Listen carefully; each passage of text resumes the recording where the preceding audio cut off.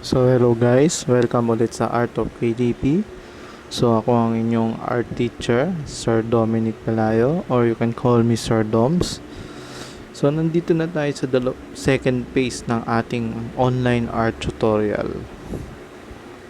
So ang ating second online art tutorial or module 2 ay ang human head anatomy drawing using side view. So kung maaalala nyo, nung unang module, ang drawing natin is yung human head anatomy front view. So ngayon naman ay side view. So eto, maraming matutuwa ang artist dito, lalo na sa mga mag-uumpisa. Kasi lalo na itong side view na to is, lalo na kapag nag-uumpisa ka, isa ito sa mga pinaka nahihirapang tayong view pag nagdo-drawing tayo. Pero sa totoo lang, pag na-practice nyo na tong side view, ay napakadali. Madali po siyang i-drawing. Dahil bakit mas madali siyang i-drawing? Kasi mas konti ang elements ng side view compared sa front view or sa other angles. So sa front view, ilan ang features ng mata natin? Meron tayong dalawang mata, dalawang kilay, dalawang tenga, dalawang butas ng ilong, and buo yung labi. So sa side view, kukunti na lang ang ito drawing natin. So isa na lang ang mata nun, yung ilong kalahati na lang ang nakikita, and yung mouth is yung shape na lang sa gilid, at ang tenga isa na lang. So mas madali siya at mas konti yung time na kino-consume sa pagdodrawing ng side view. So ang reason kasi kaya mas nahihirapan ang mga ibang artist sa pagdodrawing ng side view is hindi siya masyado ginagamit itong view na to, or madalang siyang gamitin, lalo na sa mga napapanood natin sa mga TV, sa anime, sa live actions. Bihira siyang gamitin kasi medyo slightly boring tong view na to, or masyado siyang bihirang gamitin kasi mas gamit na gamit talaga yung 3/4 front view. So yung front view, nagagamit din siya, pero mas nagagamit or mas nadadalian pa nga tayo i-drawing yung 3/4 front view. And sa camera kasi mas appealing kasi ang 3/4 front view compared sa front view, kasi ang front view is may pagka-symmetrical ng konti. So pantay na pantay and medyo flat talaga siya tignan. Not like sa 3/4 front, may pagka solid and may pagka 3-dimensional illusion siyang nabubuo. So ganoon din si side view, medyo flat nga lang siya ng konti. So yung mga ibang shot list na ginagamit sa pag-expose ng live action or ng mga napapanood nating cartoons, anime, so instead na mag-drawing pa sila ng side view, so 3/4 front ang ginagamit nila. Pero hindi ibig sabihin nun is hindi na dapat natin gamitin ng side view. So kailangan natin matutunan si side view kasi para mas mapadali sa atin ang mag-drawing ng transition from front to 3/4 front to side view. So para mas madali natin ma-drawing yung mga views in between sa tatlong yon, at para mas hindi tayo maging limited sa pagdodrawing ng mga drawing poses at saka ng mga head poses and angles. So start na tayo. So sa pagdodrawing ng 3/4 front, halos parehas lang din naman siya sa front view. So draw a circle as perfect as you can, make then another circle 1/4 smaller size. So kung maaalala nyo, yung sa front view, pinag-drawing ko kayo ng inner square. So dito naman is inner circle na mas maliit.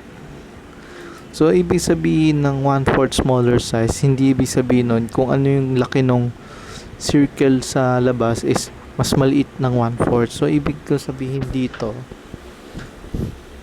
yung gap between sa mga sides is 1/4.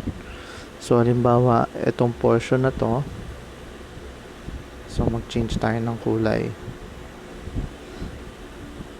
So dito kasi once na hinati natin to sa apat, dito siya magfo-fall So kaya dito siya tumatama. So kung dito natin siya hatiin, So, dyan siya nagpo-fall. So, ang technique, yung 1/4 portion ng circle, so 1, medyo mahirap lang i-drawing dito, pero sa PowerPoint. So, yan. So, nakuha natin yung edge neto. So, same din dito. So, ito yung ibig kong sabihin na 1/4 size. So, same din dun sa opposite angle. So, yung So, yan. So, yun yung ibig sabihin natin ng 1/4. Or sa artistic judgment, pwede naman natin hindi gamitin 1/4 or it can be 1/3. So, 1/4 or 1/3.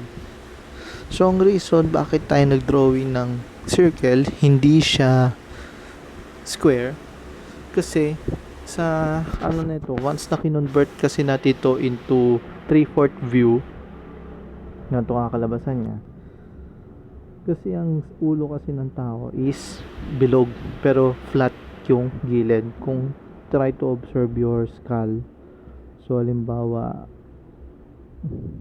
yan yung circle,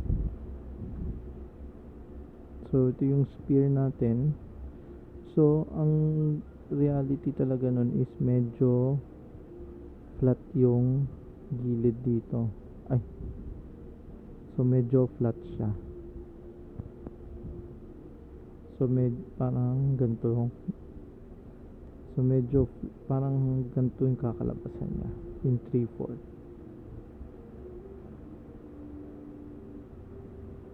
So circle siya pero pisat yung gilid nito. Okay? So next. So ito yung hatian nun. So same din ng sa square. The upper portion of the smaller circle will be the hairline. The lower portion of the smaller circle is the nose line. So ganun din. So yung portion dito, hairline. So yung dulo naman ng circle is yung nose line. So once na hinati mo sa gitna yung circle, dun ulit yung brow line. Then sa baba niya is eye level. So mapapansin nyo, same logic lang din naman siya nung sa front view. So next. So ito yon. Line in the middle portion of both circles is the brow line, and the line on the lower portion of the brow line will be the eye level. So ito ngayon yung explanation yan. The distance between the nose line and the chin line is the same with the distance between the eye level and the nose line. So para makuha natin yung chin line, so mula eye level hanggang nose line, so kukunin natin yung sukat nun para makuha natin yung chin line. So yung pinakapanganap pala natin, yung pinaka-jaw, once na hinati mo siya sa gitna, dyan yung starting point ng jaw. So pag diniretso natin siya dito, so once na hit niya na yung 1/2, so dyan na siya liliko. Okay? So next slide. So the size of the upper lip is less than 1/2 the distance between nose line and the chin line. So meaning, so itong nakuha nating mula nose line hanggang chin line, so yung kalahati niya, so change color tayo, yan, green. So same din siya ng sa jaw, kung saan pumapalo siya, so naka-align siya dyan. Dito rin yung line ng labi. So itong portion na to sa taas, yan yung upper lip. So mula sa dulo ng nose line hanggang sa linya ng mouth, dito mo idodrawing yung upper lip. Okay, next. So the lower lip line is 1/2 of the distance between the upper lip line and the chin line. So ganito siya. So 'di ba nahati natin to sa gitna? Hinati natin yan eh. So, once na hinati natin siya, andito yung upper lip. Tama. So, yung natitirang lower half dito, hahatiin pa natin siya sa gitna. Hatiin pa natin siya sa gitna. So, dyan na yung magiging lower lip. So, try natin i-drawing na maayos ha. So, example, ito yung ating chin line. So, once na hinati natin yan sa gitna, dyan yung ating upper lip. Then, yung sa lower lip, hahatiin natin pa yan sa gitna para madrawing yung lower lip. Kasi ito, dito muna idodrawing yung pinaka baba. Okay. So, next slide.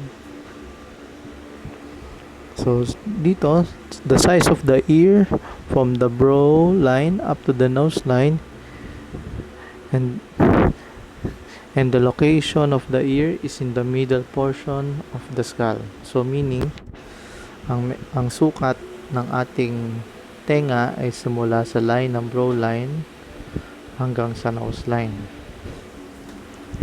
So, ang position ng ear natin is in the middle portion of the skull. So, ang ibig ko sabihin dito, so, halimbawa, ito yung circle. So, ito yung hati niya sa gitna. Tapos, ito yung smaller circle. So, itong line na to, dito ka magsisimula mag-drawing ng tenga. So, drawing ko na mas malinaw. So, kung ito yung line na yon, at dito yung tenga. So, same siya nito. Okay, next. So, creating the cranium is not a perfect circle. The end portion of the cranium is until the nose line only. So, ibig kong sabihin dito, so, di ba nag-drawing tayo ng perfect circle, ng almost perfect circle, as perfect as we can? Di ba yan yun? Di ba yan yun? So, ibig sabihin nun, hindi natin siya, hindi dito yung dulo ng cranium. So, hindi dito yan. So, ibig sabihin nun, so, kung ito yung nose line natin, so, isi-shape natin yung circle. So, ang dulo nun is, ikokorte mo siya, ikokurba mo siya bigla dito. So, ang reason nun is para makabuo tayo ng slightly oval na circle. So, hindi siya perfect circle. So, slightly oval siya. Kasi sa anatomy talaga ng skull, ang front view kasi talaga natin is perfect circle. So, yan yan. So, yan ang ating skull. So, sa side kasi niya is medyo oblong talaga yon ang ating skull. Hindi siya circle na circle. So, ganyan siya. So, yun yung explanation neto kung bakit hanggang nose line yung ating sa cranium. Kasi once na perfect circle natin siya, magiging pisat yung ulo ng ating character. So, next. The design of the neck is slightly slanted because of the orientation of the spinal cord. So, meaning, ang ating neck is slightly bent kasi once na naging straight yan, parang magmumukhang isda ang ating character. So, hindi ganyan ang spinal cord kasi ng tao. So, medyo naka-slightly bent siya. So, once na na-drawing na natin yung spine, so, yan yung head. So, slightly, diagonal. Ay, tama, nakaslant. Kasi, spine kasi natin is parang nakaganon siya. So, Kaya yun yung reason bakit ganyan yung orientation ng neck. So next slide. So ito yung sinabi ko sa inyo kanina. Ito yung explanation nun. This smaller circle is the flat plane in the side portion of the skull. So sa pagdodrawing naman ng eyes, the size of an eye is 1/2 distance between the brow line and the eye level. Nasaan na yan? So once na nagdodrawing pala tayo ng mata, ganito siya. So dapat kapag so ang medyo pisat ng konti dapat, slight lang. So parang egg. Sa front view kasi, gumagamit tayo ng circle. Tapos, ina-almond shape natin siya kung mare-recall nyo yung sa ating first module. Dito kasi, sa side view kasi, may nakalabas kasi yung flesh niya once na naka-side view siya. So, dito, ganun din siya. So, ayan. So, ganyan din ang drawing yung eyes. So, yung size ng mata is 1/2 between the brow line and the eye level. So, ganyan lang ibig sabihin nito para masukat natin yung size niya. Para hindi siya sumobrang laki. Minsan kasi kapag hindi natin alam yung size, so, mapapalaki yung circle. So, mapapalaki yung side. So, magmumukhang stylized. So, ibig sabihin, hanggang dito lang yung limitation mo. Yan lang. Hanggang dyan lang. Then, dyan mo siya idodrawing yung eyes. Next slide. Drawing a side view is a triangular shape where the base is a bit bumpy. So, ito yung sinabi ko kanina kung paano dinodrawing yung eye. So, ito yun. Yung in-explain ko kanina. For those who are still not familiar, to draw a side view, draw a slightly flat circle and form a triangle inside the circle and let the base of the triangle contour the shape of the circle. So, balik ulit tayo doon. So, bakat natin ito. So, ito yung circle na sinasabi ko.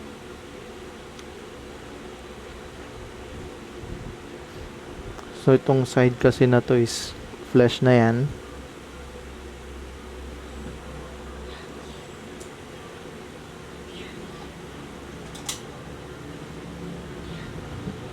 Yan. So, ganyan din na drawing yung eye. So, next. So, after locating all the facial feature of the character by doing the initial sketch, proceed to final sketch. So, ito na yung placing natin ng mga features ng ating mga sa ating human side view. So, nandyan na yung brow, yung eyes, yung nose, yung ear, yung upper lip, lower lip, and yan, once na na-locate na natin lahat yon, and tama na rin yung composition, placement, size, proceed na tayo sa final sketch. So, same ng sinabi ko sa module 1. So, yung final sketch at dito mo siya ifa-finalize. So, dito mo i-correct yung mga sizing, yung details. So, yan yung proportion. So, here's the final sketch. By doing the final sketch, this process polishes the rough sketch into line work, adding details, correcting proportions, and make it more appealing. So, yun. So, kagaya na sinabi ko sa module 1. So, ito yung ating final sketch. So, ito yung recap nung ating measurement sa pagdodrawing ng human side view. So, kung mapapansin nyo, kaya parang halos magkamukha lang yung measurement nung sa front view and the side view kasi hindi naman talaga nagbabago yung size ng mukha ng tao once na nag-iiba-iba siya ng angle. So, dun pa rin naman ang location niya.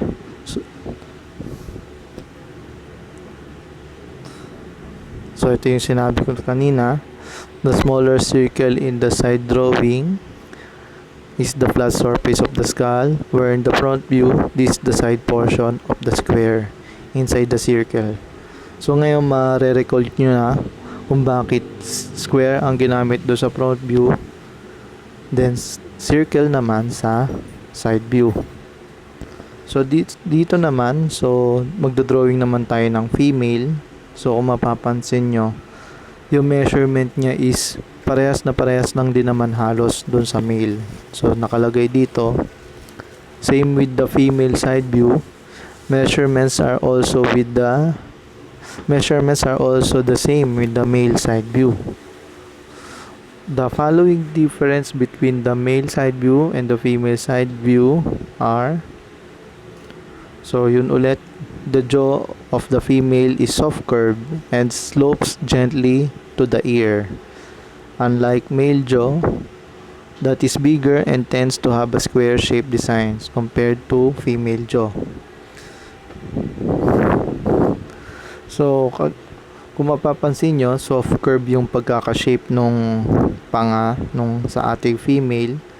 So soft curve siya, unlike sa male, so may makanto siya. So kagaya na sinabi ko sa module 1, so para magkaroon siya ng boxy ang kanyang design, so sa female is medyo soft, may pagka-circular yung kanyang design. So female's chin are more pointed than male's chin. So ang chin ng babae dito, sa male kasi, once na drawing na natin yung mouth ng male, diretso lang yan. Tapos bubuo tayo ng panga.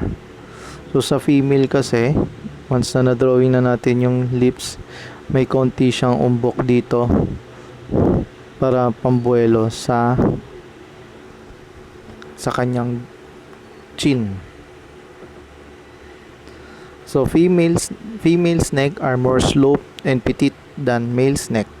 So ibig sabihin mas payat ang leeg ng babae kaysa sa lalaki. Kasi pag medyo malapad yung sa babae, magmumukhang masculine siya tignan.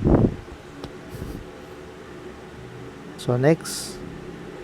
So once you became familiar with the structure and composition of a drawing of a human head in side view, you can now produce different variations of the female side view and start playing its design using construction guidelines. So mapapansin nyo, nakaproduce na rin tayo ng female side view. So same din ang instruction ko sa module 1. Dapat ma-drawing nyo muna yung both characters nyo in bold. So dapat pareha silang kalbo and dapat recognizable yung kanilang biological gender kahit walang buhok yung character natin. Kasi gaya ng sabi ko sa module 1, yung buhok talaga is siya yung nagiging illusion para i-portray kung ano yung buhok ng ating character. So you can now produce different variations of the head side view and start playing its design using its construction guidelines. So mapapansin nyo dito, so gamit yung ating basic construction guidelines. So once na naging familiar tayo dito, doon na tayo pwede mag-start maglaro ng mga iba't ibang variations by playing its measurement. So pwede mo siya iba-ibahin ng konti, depende sa facial features ng character nyo, kung malapad ba yung noo, matangos yung ilong, etc. So yun lang po. So I hope may natutunan kayo sa pagdodrawing ng female side view. So thank you for watching.